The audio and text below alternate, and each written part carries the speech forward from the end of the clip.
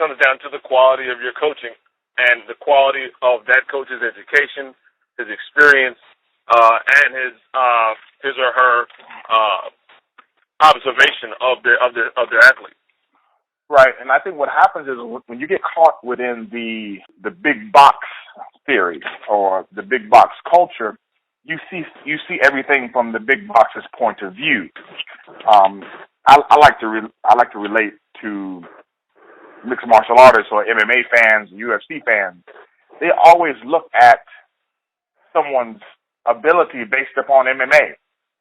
Where you say, hey, man, so-and-so just won the gold medal. Yeah, but he wouldn't beat so-and-so in MMA. But MMA is not the standard. Like CrossFit is not the standard. You can't say, well, because an athlete can't come inside of your CrossFit thing and beat you at your CrossFit workout doesn't mean that what you do is the best. Because you couldn't leave CrossFit and go do what that athlete does either. Right.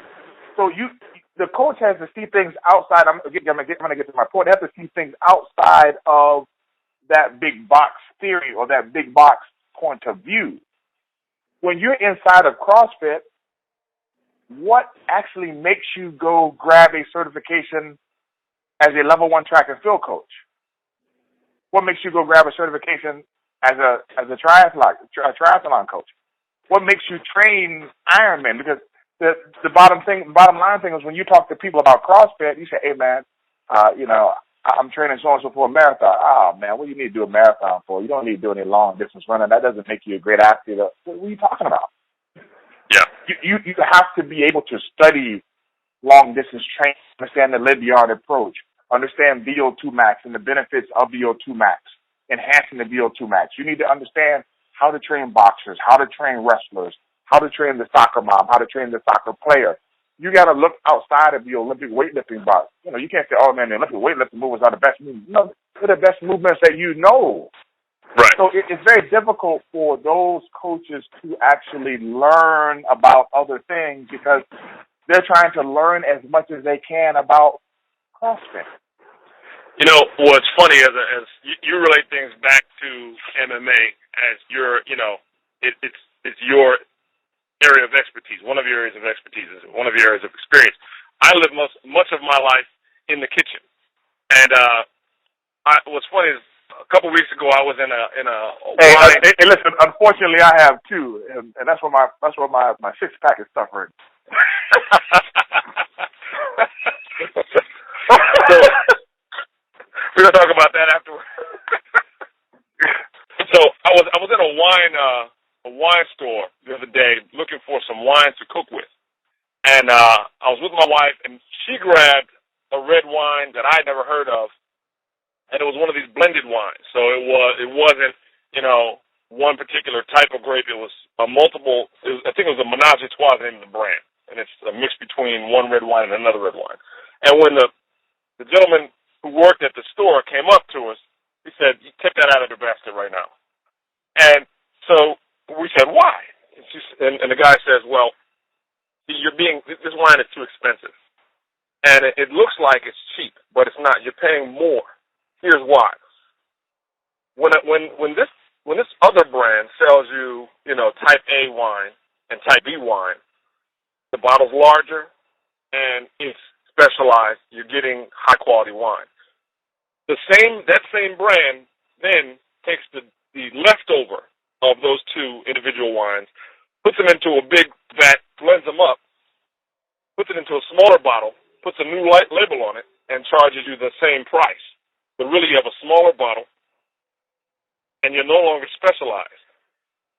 So, though it's catchy, it looks really nice, the label's nice and everything, you're actually losing quality.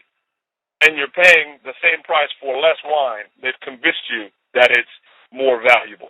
Saying here, the marketing is great. The wine actually tastes pretty good, but it has an upper limit that you'll find when you start to get more involved in wine. And it sounds like it's very similar to what we're saying here. I love CrossFit. I respect CrossFit. I respect CrossFit athletes. It is, to me, somewhat of a Costco of working out. In that sense, it's fantastic, and you can fill your house up with it. But it does have its limitations that Costco can't be responsible for showing you. You have to have a broader view, to be able to see where it has limitations and where you need to be specializing beyond the Costco shopping or beyond CrossFit. Sound about where we are? I tell you what, that was an awesome point, man. I mean, that was a spectacular point. And the thing about it is, if you don't run into that person who can correct you, there would have been no way for you to self-correct. Right. So when someone comes up to you and they are critical, and I mean critical in terms of in the academic sense, in terms of providing criticism to CrossFit, don't always shun that person away, because that person is providing you some inter-observer reliability of what you're doing that you would not necessarily get. And right. you also have to make sure that person is a professional. So the thing that you did to break down this particular situation, you didn't necessarily run that person off. You waited to hear what that person had to say, and then you acted on the advice that they gave. And you had the opportunity or the choice to refuse the advice. Mm-hmm. But the thing that you did was you listened right. without bias. Right. The problem that I have with a lot of individuals I try to talk to about CrossFit is, even on the coaching side, you really don't have the expertise. You don't have the time in grade. You don't have the time in sport. You don't have the coaching age or the training age that I come to the table with. But then you want to hammer me down about CrossFit. You got to be a little more humble in your approach. I walked into one CrossFit gym because my wife wanted to work out, so I wanted her to do some CrossFit because like I know, my wife ain't listening to me. Okay, You're a wise man. But I cause people line up with the Olympic trials, and my wife ain't listening to nothing I say, buddy. And listen, and I'm not going to try. Okay. Right. Because you might win that battle at 6 a.m. and lose the one at 9 p.m. And I'm going to leave it at that. All right. So I'm talking to this guy. He was like, hey, man, you got to get in here. You got to do these snatches. I said, man, I can't do any of that stuff, man. He said, well, these are athletic movements. I said, oh. I said, well, I have to do something else. I can't do those moves. He said, why not? Right. I said, well, I got a right shoulder that doesn't I got a right arm that doesn't go straight up in the air because of my shoulder. I said, I got a bad knee. I said, I tore my quad on my right leg. I said, man, I got spondylolisthesis on my back. I can't do it. He says, well, you just got to do athletic move. I said, well, what are you talking about? I said, here's the problem. I said, here's the problem I have with CrossFit. What if I can't do the workout of the day? What's the substitute? What are my substitutes? Right, you can't That's a good question. you can't just cross off one exercise and say do this one, because I need you to also address my deformities or address my soft tissue problems. How do you do that with CrossFit? Yeah. How do you address my muscular imbalances? A guy like you has no business in a CrossFit gym. Oh my gosh, listen. I cannot listen to me. I cannot do the CrossFit workouts. And most of the CrossFitters in there aren't in better shape than me. Right. Right.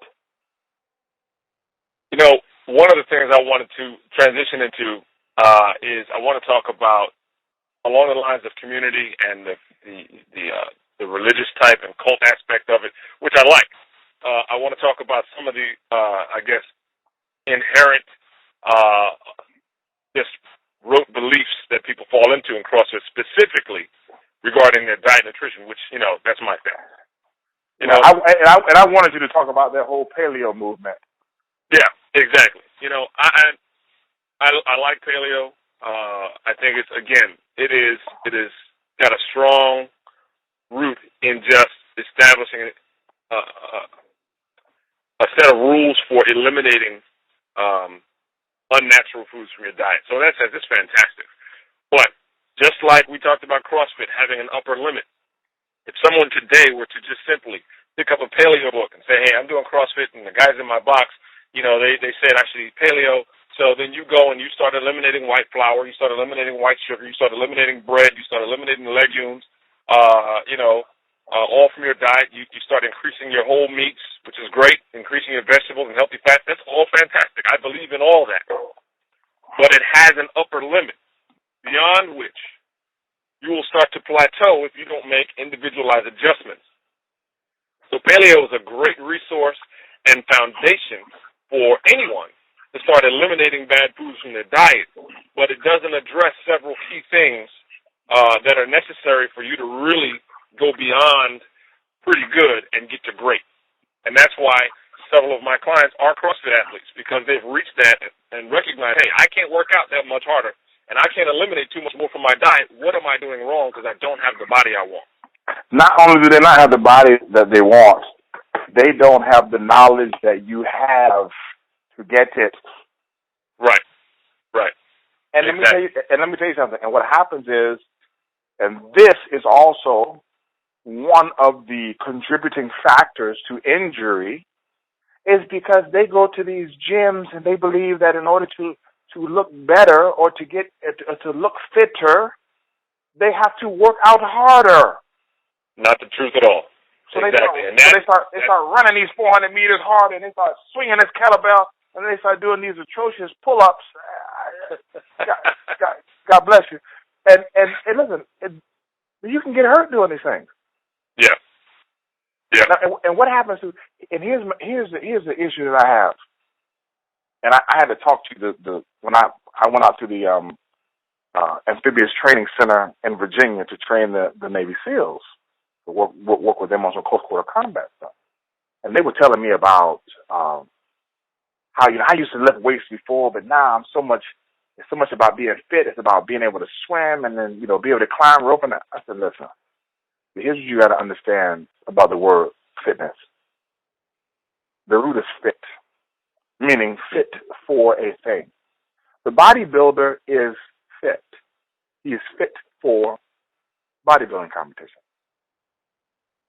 The Olympic weightlifter is fit. No, they can't run 5 miles, but they are fit for Olympic weightlifting. Right. There is a point where fitness runs itself into being unhealthy as it moves towards the right side of the bell curve. Meaning, because I'm fit to fight an Olympic judo match doesn't mean that my training is healthy. Some of the training that I do is too much for someone in the general population, and sometimes too much for me. Right. To the point where the training hurts me some, but makes me fit for the thing that I have to do. Right. I talk to these people at some of the Navy SEALs, and I say, hey, man, you don't have any Navy SEALs who are 275 pounds or 305 pounds. But those guys are, no. I said, you don't have criteria here which will allow them to win and which will allow you to lose. What do you mean? Well, if I put a 500-pound squat in the criteria for who was the fittest, right, then they would automatically lose. There you go. What you have to understand is that CrossFit has already set their criteria of what is fit and what is not. So they have chosen what they want the athlete to look like. You tell me the last time you saw a 275-pound CrossFitter at the CrossFit Games. You have not. Doesn't exist, right. It does not exist. So that means that automatically the workouts that you have in place, if someone comes to a CrossFit gym and they are outside of that particular anthropometric measurement that they have created by way of the workouts, there's a high propensity for that person to get hurt. Right. If someone comes to a CrossFit gym and they're 285 pounds, a 260-pound female, it's very, very probable that they're going to get hurt. Right. Right. Unless they get specialized training to help them with their diet, help them lose weight, and to ease them into that programming. Mm-hmm. Correct. They can't go in there and do the workout of the day. Right. Right. There is a criteria already set and established. An underlying decision has been made as to who this is for, what it's for, what the desired outcome is. I got you. It's like this, Coach B. When people come to you or they come to me, they say, I don't want to get on a diet. I said, well, you're already on a diet. You're already on a diet? What are you talking You're about? already on a diet. He said, well, I don't like working out. Yes, you do. You work out every day. Your workout consists of 5 sets of tie my shoes 5 times a week, 5 sets of take my shoes off 5 times a week, 20 sets of fork and spoon curls, 5 sets of pick up my pocketbook and sling it on my right shoulder, and 5 sets to put it on the floor. You are working out, but your workout is all the way on the left side of the bell curve. Yeah. Right. Correct. It's sufficient. So when we take the measurements, we take the progress photos, front, back, side, we take the weight and the body fat content, we said, this is your diet and this is your workout to date. To date. If you want to change this, you'll need to change those variables. Correct. You would need to increase. Because case in point, if I just made you do everything twice that you do currently, that person would burn more calories and lose weight. If I told you every morning, get up, put your shoes on, take them off, and then put them on again. Get up, put your pants on, take them off, and then put them on again. Brush your teeth, and then rinse off the toothbrush, and then brush your teeth again. Wash your face, and then brush your face again. Get in your car, sit down, get out of your car, and then get back in your car and sit down again. Listen, by default, I will double your workload for the day. Right. Right. Which is what we call exercise. Yeah. So you take your time. You take your time looking for a parking spot. If I make you find the closest parking spot, walk to the store, walk back to your car, and then walk in the store, buddy, you'll be pissed. But that is exactly what you need to do in order to lose weight. Right. Now, people don't understand that CrossFit will not allow you to progress from such a point. So CrossFit speaks to the middle of the road population. CrossFit cannot take a cardiac rehab patient. Right. You and I can. Right. And I think that is the overall picture. I love the fact that we agree on this, and I don't think that we've at all spoken negatively of CrossFit. I think we've spoken very highly of what it is and its position in the marketplace. I think it's fantastic. I think some of the CrossFitters get confused about their position in the marketplace. Yeah. Yeah, or just unaware because they're born into that culture. This might be this is their first really athletic endeavor, and they're born into that culture and welcomed by it and the community and all that, but they do not have the vision to see beyond it or the edges of it or the limiting factors. Yeah, I use your term. It's their norm. Right, absolutely. So, like you said, I love CrossFit. I love paleo. They have a place in the market. They have very positive aspects, and they have limitations.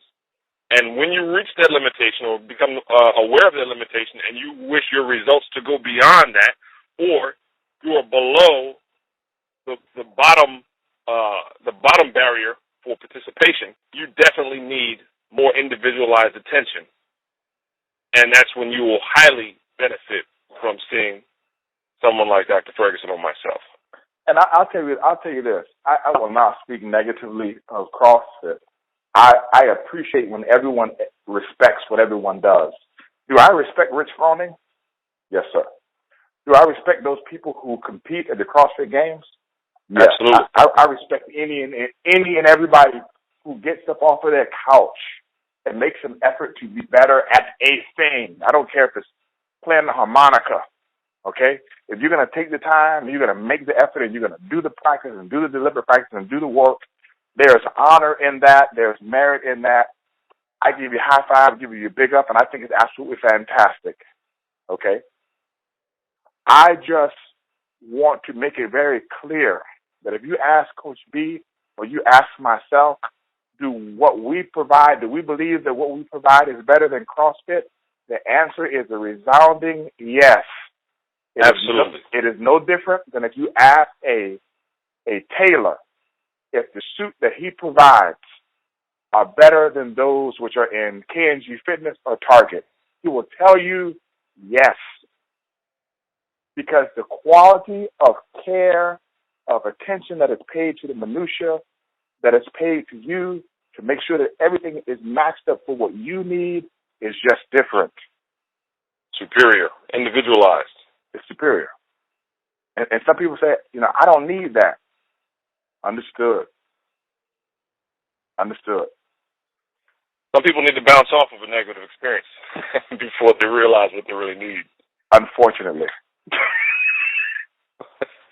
But I'm here to help. I tell people all the time, I say, listen, I like CrossFit. I think it's fantastic. It serves a population of people, and what you're watching when you watch people do CrossFit or hear people talk about CrossFit online is you are watching what's called survivor bias. You're hearing about the people talk positively about it that didn't get kicked out in the first 1, 2, 3, 4 months. Those people that it didn't satiate, they went to someone else. And those are your people who are talking positively about your Herbalife, or people who are talking positively about your Coach B experience, or people who are talking positively about something else. But those people are the ones that left. It didn't work for them. So be careful before you just jump and go to a CrossFit gym. I'm not saying that it's bad. And I'm not telling you not to go.